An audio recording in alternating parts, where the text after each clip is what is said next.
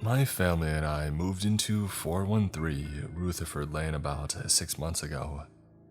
It seemed like a nice enough house, fairly large with a wide porch and a big backyard. I know almost nothing about architecture, otherwise I would try to describe it better. But among the houses of our neighborhood, ours is distinctive. Despite the numerous quirks about the house and the property on which it sits, one feature in particular has persistently drawn my curiosity. A door off of the upstairs hallway that leads to nowhere. Now, you may have seen doors like this before in older homes. A remnant of a balcony that's no longer there, or something similar. But this door is different from all the other doors in the house. It's a bit taller and narrower than the rest, and in spite of the crooked door frame, its door fits it perfectly.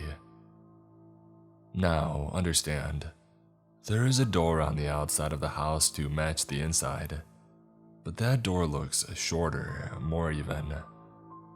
Maybe it's just the 15 or so feet between the door and the ground that makes it look that way, but it's still strange, and it locks from the outside. When we moved in, my sister hated the door almost as much as I was fascinated by it. It was right next to her bedroom, and around a week into living in the house, we were all awoken by her scream in the middle of the night. My mom and dad came into the hallway before me, but I arrived in time to hear her ranting about hearing a knock from the other side of the door. My dad assured her that it was nothing, a bad dream or possibly a bird pecking at the wood, but Rachel insisted it was a knock. I wish I had listened, that I had believed her then.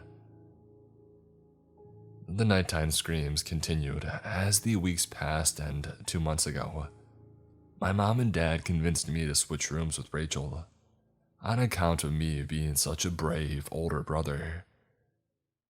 My old room had been bigger, but I got a promise of a new computer out of the exchange, so it was a sacrifice that I was willing to make.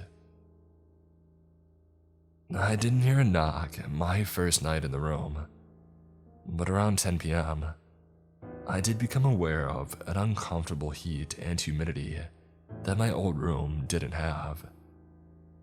It was almost as though a sort of reverse air conditioner had turned on. I tried to explain it away in my mind. Perhaps the old house was as patchwork as the door had suggested, the heating uneven. Truthfully, it wasn't creepy, just different. I slept fitfully that night and the next few after, waking up drenched in sweat as my dad grumbled about home inspections and the cost of repairs. I suppose he might have been relieved a week later, when the issue seemed to resolve itself. But that same night, I heard the knocking too. Honestly, despite Rachel's state of fear over the whole thing, I half expected it to be a light tap, like the kind a branch makes against the window during a storm. But instead, I was awoken from a dead sleep by a loud banging. I remember thinking in that moment that I could figure out what it was. I wasn't exactly scared, startled certainly, but I was more curious than anything else. I jumped out of bed and ran into the hallway. Whatever I was expecting to see in the darkness of the hallway, as I rounded the corner toward the door, it wasn't my sister. She stood directly in front of it, facing away from me, and she was swaying from side to side, ever so slightly. "Rachel, what are you doing?" Something about the way she was breathing made me uneasy, and she didn't look back to me even when she had responded. "He's been here so long." I had no clue what she meant, but I took a tentative step forward. 3 thuds came on the door, I jumped back as I watched the doorframe cough dust into still air. It wasn't a knocking, but it was a pounding. A sound that should have definitely woken my light sleeping mother, if not both of my parents. But I heard no stirring afterward. Just the sound of my heartbeat and my sister's even breaths. I was shaking. My sister hadn't reacted in the slightest. She just stood there, rooted to the floor, gently swaying with an unnerving fluidity. "Rachel," I whispered. I remember my voice trembling as I braced for another stab. Another wood creaking slam. I stepped. No knock. I stepped again. Silence. 2 more steps and I had gotten to Rachel. The steady breathing, the swaying. Her eyes were closed. She was sleeping. "He's been here so long. So long, so long." I heard my sister repeating it over and over again.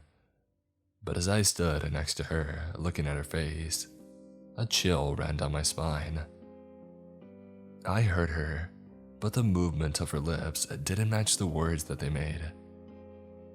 I shouted for my mom and dad, but as soon as my voice began to rise, the thudding began again. The small alcove where the door was situated rattled with the angry slams, and as I stood, petrified, I suddenly became aware of the humid heat. It was like the heat that I had felt in my new room, but far more oppressive and enveloping. There was a weight to it, a drowsy sort of blanketing weight. I don't remember much of what happened next, other than my eyes fluttering and my body sagging. I must have lost consciousness. In fact, I'm sure that I did. But before everything went black, I distinctly remember the doorknob turning and the door creaking open. The next thing I remember was walking down a hallway without the faintest notion of how I had gotten there. I didn't wake up on the floor or anything as normal as that. I was just walking as my awareness slowly grew.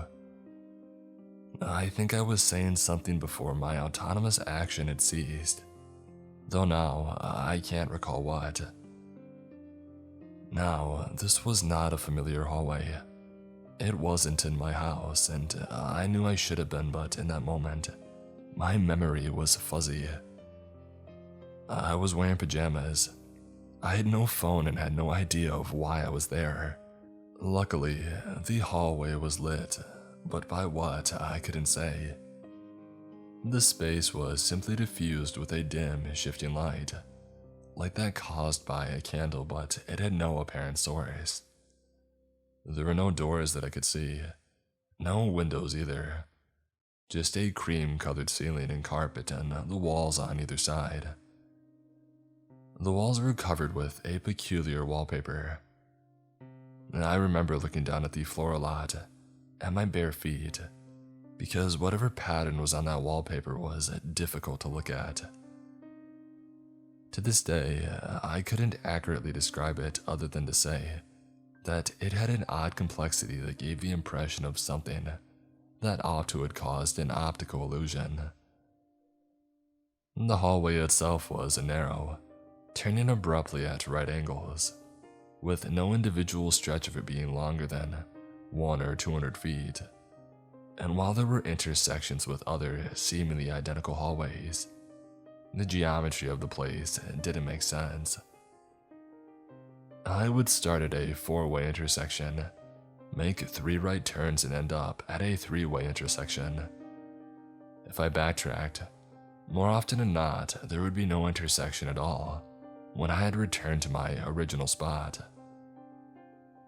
None of it made sense, and in my shift from confusion to frustration, to fear and to despair, I was palpably aware of the claustrophobia, of the infinite monotony and the unfamiliar regularity. The only things that truly seemed familiar were the humid heat of the place and a phrase that kept repeating in my mind. He's been there so long. Occasionally, I would glance forward at the wallpaper and swear that the patterns formed the words in slithering, twisted letters.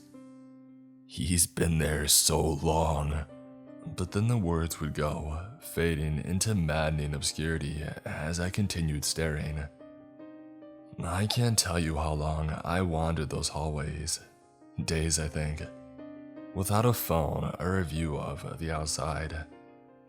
There was no way to judge the passage of time. I did grow hungry, but water wasn't an issue, as the humidity was so great that the walls ran with condensation, and I could suck a mouthful out of the wet carpet when I was desperate. More than anything, the uncertainty and the isolation were the hardest parts. At some point, though, I started to get the feeling that I was being followed. Perhaps it was the loneliness, I reasoned. Even then trying to apply rationality to circumstances that clearly had none. The wet squishes of my feet against the floor would stop when I did, but more would follow for a step or two. Squish, squish, squish. Now and then, they would skitter behind me. I would hear their quick approach, only to turn and see nothing there but the wallpaper. This was hell. That's what I decided after a time. I would curl up on the sodden floor and sleep. I would wake, walk, and I'd try to remember the death that must have led me there. Then at some point, during the monotonous routine of mere existence, I turned a corner and saw a door. As I recall, I had almost forgotten that I was looking for a way out, that there was any goal to the endless winding march. But when I saw that door, everything came back into focus. I remembered my sister and my parents, the knocking and pounding. But I remembered, or perhaps realized, something else as well. I stood frozen in place, my trembling hand inches from the doorknob as I urged it to move forward that little extra bit. The footsteps that I had heard following me, and those moments when they hurried and I saw nothing as I looked over my shoulder. It wasn't that I couldn't see what was following me, but I could hear it. I just couldn't even remember. Fear is a funny way of warping memory, emphasizing half-truths or embellishments and painting over those moments of genuine terror until something more palatable remains. I remember hearing a steady breath behind me and feeling the words coalesce in my mind as if spoken in a memory that I had yet to make. I've been here so long. I don't remember turning the knob or the fall. I broke my wrist and dislocated my shoulder, but I was alive and more importantly, I was free. My dad had no explanation for why the hallway door had come unlocked, and even less for how it had managed to lock itself back. But when I returned from the hospital, he already had contractors framing the alcove for a wall to cover it. My parents visited me frequently while I was recovering in the hospital from the fall and this seemingly inexplicable malnourishment. But one thing struck me as odd about their visits. My parents always came together, but never brought my sister. I asked about it on my second day of recovery. Hey Dad, why doesn't Rachel ever come to visit with you? He looked up from a book that he had brought and knitted his brow. Who's Rachel? I stared at him as he stared back, mirroring my confusion. My sister. When I saw the look of concern on my mother's face, my stomach dropped. Who's Rachel? He was serious. My parents urged me to see a neurologist after that exchange. My brain looked normal, but I didn't feel normal. I know my sister, I remember her, but apparently I'm the only one who does.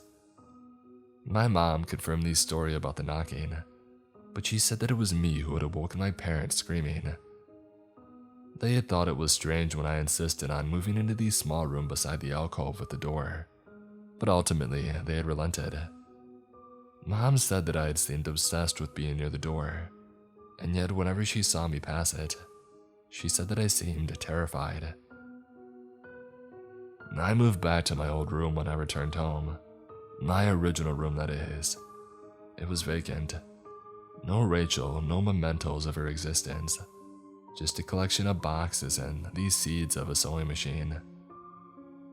It's been difficult to get used to it, not having Rachel around, but I'd been trying.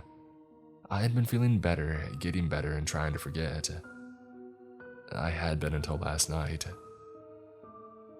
I was walking by the small room next to the now walled-off alcove.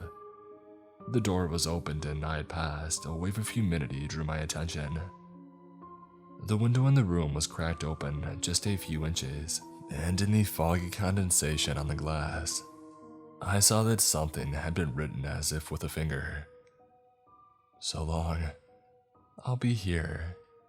You'll be back.